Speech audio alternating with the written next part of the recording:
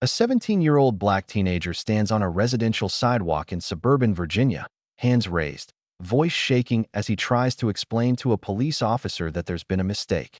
The officer, hand resting casually on his belt near his weapon, smirks and says something that will be caught on bodycam footage and spark national outrage. "Sure, kid. And I bet your dad's a brain surgeon too, right?"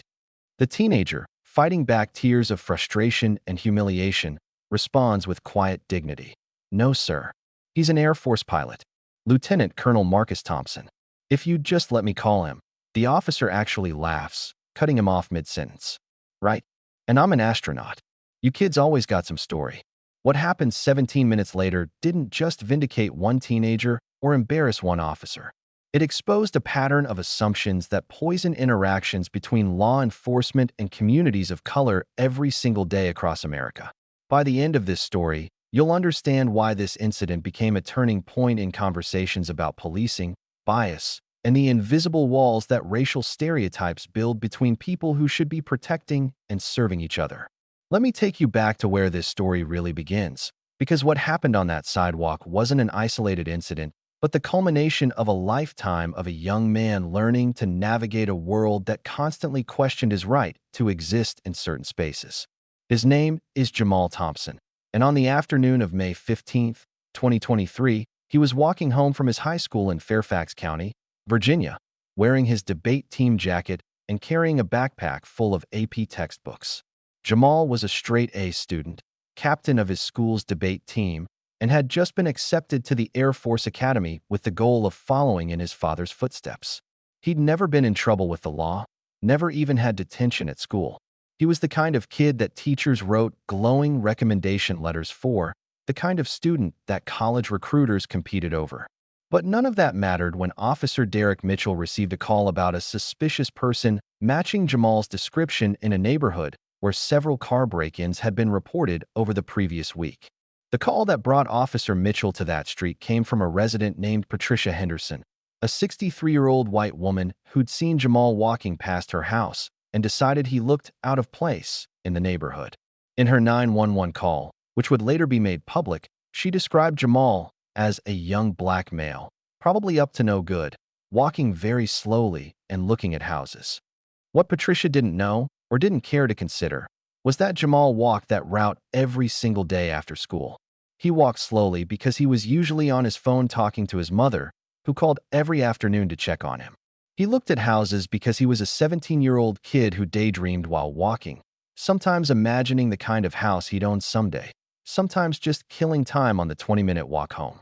But in Patricia Henderson's perception, filtered through decades of media narratives and racial stereotypes, a black teenager walking through her predominantly white neighborhood could only mean one thing: trouble.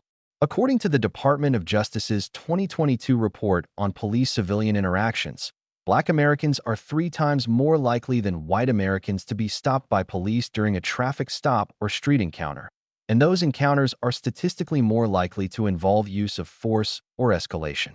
This isn't about individual officers being cartoonishly racist villains. It's about systemic patterns of bias that shape perceptions and decisions in split-second moments.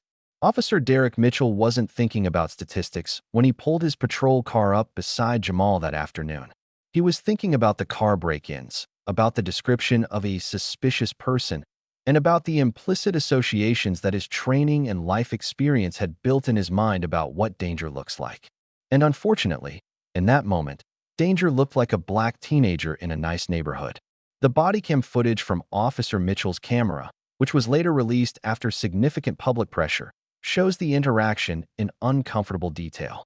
Mitchell approaches Jamal with his hand on his belt, his posture immediately defensive and authoritative. "Hey, stop right there. Can I see some ID?" Jamal, who'd received the talk from his parents about how to survive police encounters, a conversation that millions of black families have with their children, immediately complied. He slowly reached for his wallet, carefully telegraphing every movement, and handed over his school ID. Mitchell examined it with obvious skepticism, then asked what Jamal was doing in the neighborhood. When Jamal explained that he lived just 3 blocks away, that he walked this route every day after school, Mitchell's response was telling. "You live around here. What's the address?" The implication was clear. The officer found it inherently unlikely that this black teenager belonged in this particular neighborhood. Jamal provided his address, but Officer Mitchell wasn't satisfied.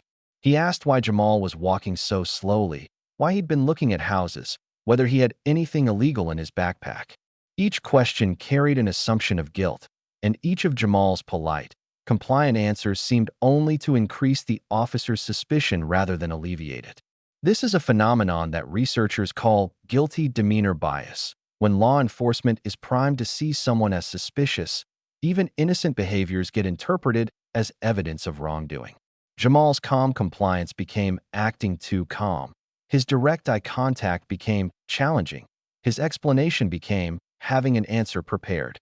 At one point, Mitchell asked if he could search Jamal's backpack, and when Jamal hesitated, knowing he had every right to refuse but terrified of what might happen if he exercised that right, Mitchell's tone became more aggressive. "You got something to hide in there?" Because innocent people don't usually refuse searches. This is where the situation began to escalate in ways that would have devastating emotional consequences for Jamal, even though the physical confrontation some feared never materialized. Officer Mitchell ordered Jamal to empty his backpack on the sidewalk, and as textbooks, notebooks, a calculator, and a debate trophy tumbled onto the concrete, Mitchell continued his interrogation. He asked about Jamal's parents, where they worked, how they could afford to live in this neighborhood. Questions that had nothing to do with investigating car break-ins and everything to do with satisfying Mitchell's own skepticism that this black family belonged in his patrol area. When Jamal mentioned that his father was in the Air Force, Mitchell's response was the dismissive mockery captured on body cam. "Sure, kid, and I bet your dad's a brain surgeon too, right?" The disbelief in Mitchell's voice wasn't just about doubting Jamal's specific claim. It was about the broader assumption that black excellence was inherently implausible, that achievement and authority were spaces where black people didn't naturally belong. Jamal, maintaining remarkable composure despite the humiliation of having his belongings scattered on the sidewalk and his father's service mocked, tried one more time to de-escalate. "Sir, if you'd just let me call my father, he can verify everything I'm telling you. He's Lieutenant Colonel Marcus Thompson, stationed at Joint Base Andrews. Please, just let me show you." Mitchell's response was another laugh, this one even more condescending. "Lieutenant Colonel? Come on. Look, I'm trying to be patient here, but you're really testing me with these stories. Why don't you just tell me the truth about what you're doing in this neighborhood?" The implication was crystal clear. The truth Officer Mitchell was looking for was a confession of criminal intent, because in his worldview, that was the only logical explanation for Jamal's presence. The possibility that Jamal was exactly who he claimed to be, a high-achieving student with accomplished parents, living a completely legal and ordinary life, seemed to Mitchell so unlikely that he treated it as an obvious lie.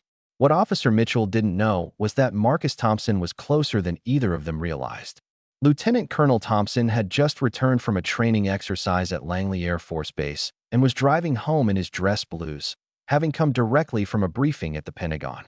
He'd tried calling Jamal a few minutes earlier for their usual afternoon check-in, but hadn't reached him, so he was slightly concerned but not alarmed.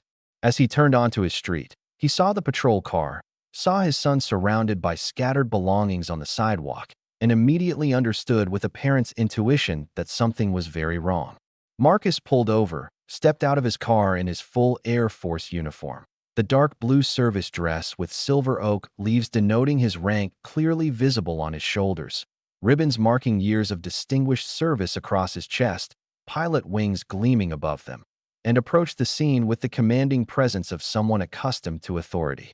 The moment Officer Mitchell looked up and saw Lieutenant Colonel Thompson walking toward him in full military dress uniform was captured in perfect clarity on the bodycam footage, and it became one of the most widely shared clips of the year.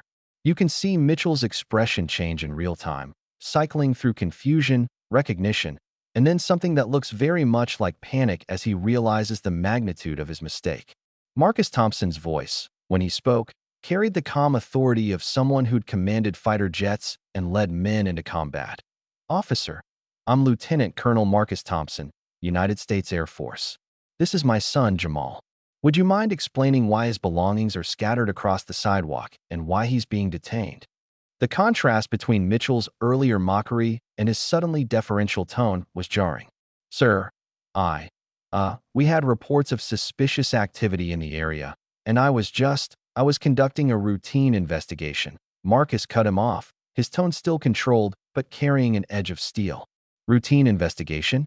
Is it routine to mock a minor when he tells you the truth?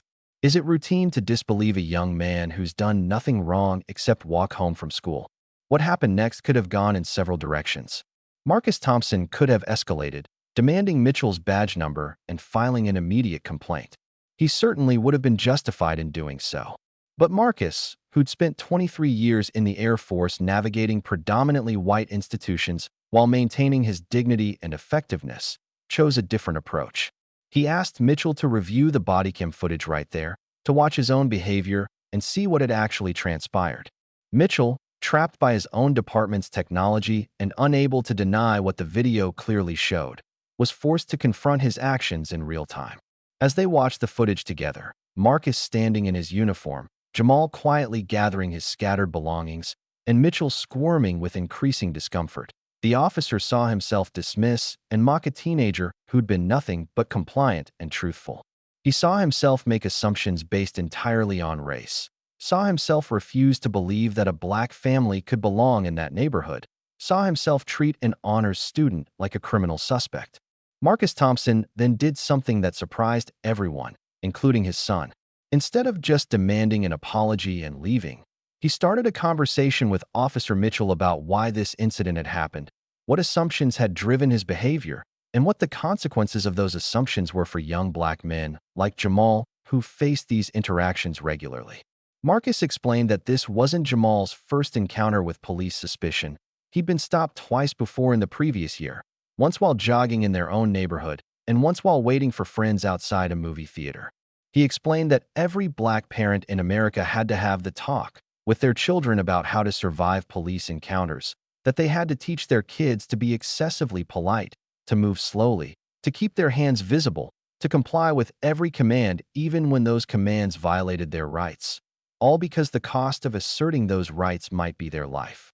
He explained that when Mitchell mocked Jamal's truthful claim about his father's career, he wasn't just being rude to one teenager.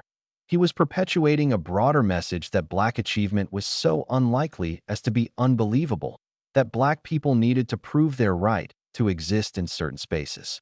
Officer Mitchell, to his credit, didn't make excuses or become defensive.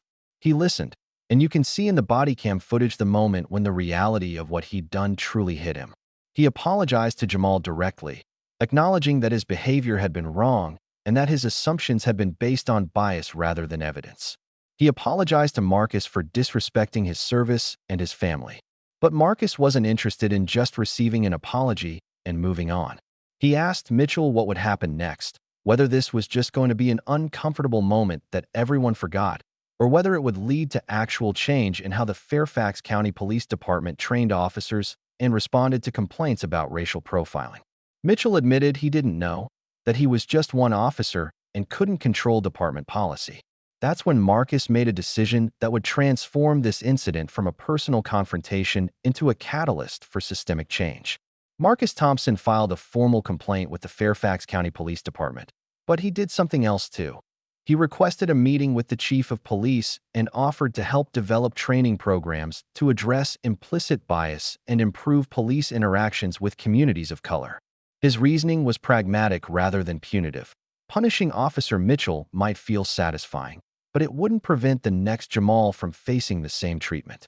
What might actually help was changing how officers were trained to recognize their own biases and interact with civilians across racial lines.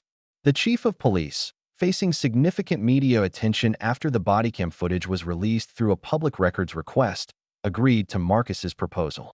What emerged was a groundbreaking training program that combined Marcus's insights from 2 decades of navigating institutional racism with input from community members, civil rights organizations, and progressive law enforcement leaders who recognized that policing needed fundamental reform. The training program that Marcus helped develop focused on several key areas. First, it addressed implicit bias directly, forcing officers to confront research showing that even people who consciously reject racism often harbor unconscious associations between race and criminality. Officers went through exercises designed to reveal their own biases, not to shame them, but to make them aware of how those biases influence their perceptions and decisions. Second, the program emphasized de-escalation and community policing principles, teaching officers to see civilians as people they served rather than potential threats they controlled. Third, and perhaps most importantly, it created accountability mechanisms, body cameras that couldn't be turned off, regular audits of stop data to identify patterns of racial disparity, and consequences for officers whose interactions showed clear bias. The program became a model that other police departments across the country studied and, in some cases, adopted. But the impact of that afternoon in Fairfax County extended far beyond police training programs. The body cam footage went viral, viewed tens of millions of times across social media platforms, and it sparked intense conversations about the daily indignities that Black Americans face, the assumptions that shape interactions across racial lines, and the psychological toll of constantly having to prove your right to exist in spaces that should be freely accessible to everyone. Jamal Thompson became an inadvertent spokesman for these issues, giving interviews where he described the experience with remarkable maturity and insight. He talked about the fear he'd felt, not just of potential physical harm, but of the deeper injury of having his humanity and his family's achievements dismissed as inherently implausible. He talked about the exhaustion of knowing that he'd have to work twice as hard and be twice as perfect just to be seen as half as legitimate as his white peers. And he talked about his father's response, how Marcus had transformed a moment of humiliation into an opportunity for education and systemic change. Marcus Thompson's perspective on the incident, shared in multiple media appearances, offered a window into the complexity of Black success in America. He explained that reaching the rank of lieutenant colonel in the Air Force had required not just professional excellence, but constant navigation of environments where his competence was questioned, where he faced low expectations and high scrutiny simultaneously, where he had to be unimpeachably perfect because any mistake would be attributed to his race rather than individual fallibility. He talked about the pride he felt in his service and the pain of knowing that his uniform, symbol of his dedication to protecting his country, couldn't protect his son from being treated as suspicious simply for walking home from school. He talked about the duality of raising a Black son in America, teaching him to be confident and ambitious while also teaching him the survival skills needed to navigate a society that often saw him as threatening. And he talked about his hope that by engaging with the Fairfax County Police Department rather than just condemning them, he might contribute to changes that would make the next generation's experience different from his own. Officer Derek Mitchell's life changed dramatically after the incident. He faced significant criticism, both from within the police department and from the public, and there were calls for him to be fired. But Marcus Thompson intervened, arguing that firing Mitchell would simply allow the department to treat him as a bad apple while ignoring the systemic problems that had shaped his behavior. Instead, Marcus advocated for Mitchell to undergo intensive training and to become part of the solution rather than just a cautionary tale. Mitchell accepted this opportunity, completing the bias training program and eventually becoming one of its instructors, sharing his own experience as an example of how unconscious bias operates and why it's so damaging. In media interviews, Mitchell spoke candidly about his assumptions that day, acknowledging that he'd let racial stereotypes override evidence and that he'd treated Jamal as guilty until proven innocent rather than innocent until proven guilty. His willingness to own his mistakes and work toward change didn't erase what he'd done, but it offered a model for how individuals could grow and contribute to systemic transformation. The ripple effects of this single encounter continued to expand in ways that nobody could have predicted. Jamal's story inspired other young Black Americans to share their experiences with racial profiling and discriminatory policing, creating a wave of testimonials that made the scope of the problem undeniable. Several police departments across the country faced renewed pressure to address bias and accountability after their own body cam footage revealed similar incidents. Multiple states introduced or strengthened legislation requiring bias training for law enforcement, creating databases to track officers with patterns of discriminatory behavior, and increasing transparency around police interactions. None of these changes solved the deep-rooted problems of systemic racism in American policing, but they represented progress that likely wouldn't have happened without the visibility that Jamal and Marcus's experience had generated. Jamal Thompson went on to attend the Air Force Academy as planned, graduating near the top of his class 4 years later. In his graduation speech, he reflected on that afternoon in Fairfax County, describing it as a defining moment that had taught him both about the obstacles he'd face as a black man in America and about the power of transforming negative experiences into opportunities for change. He credited his father not just for defending him that day, but for modeling how to maintain dignity and purpose in the face of injustice, how to be angry about discrimination without being consumed by that anger, how to demand accountability while still believing that people and systems could change. Jamal became a pilot like his father, and he spoke publicly about carrying forward Marcus's commitment to both excellence in service and advocacy for justice. Marcus Thompson retired from the Air Force 3 years after the incident, having been promoted to full colonel and having received numerous commendations for his service. But when asked about his legacy, he consistently pointed not to his military achievements, but to the work he'd done with the Fairfax County Police Department and the broader conversations that Jamal's experience had sparked. He established a nonprofit organization focused on improving police-community relations, particularly in communities of color, and he continued to provide training and consultation to law enforcement agencies across the country.